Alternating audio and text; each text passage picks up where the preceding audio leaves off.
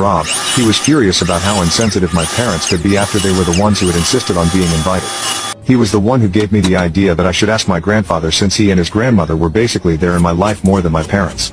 I agreed, so I called up my grandparents and asked them if they would be willing to walk me down the aisle on my wedding. Tears welled up in my eyes as I spoke, overcome with emotion at the thought of how much they meant to me. "You and Grandpa have always been there for me," I said, my voice choked with emotion. "You've been more than just grandparents to me, you've been like parents. So I can get that smell And I can't in the imagine air. It's anyone else amazing. I'd It just rather kinda have by my hits side on my everybody. wedding day." My grandparents didn't even hesitate before saying yes. They told me how honored they would be to walk me down the aisle, and unlike my parents, they would not disappoint me. Their words reassured me, and in that moment, I felt a profound sense of peace and contentment wash over me.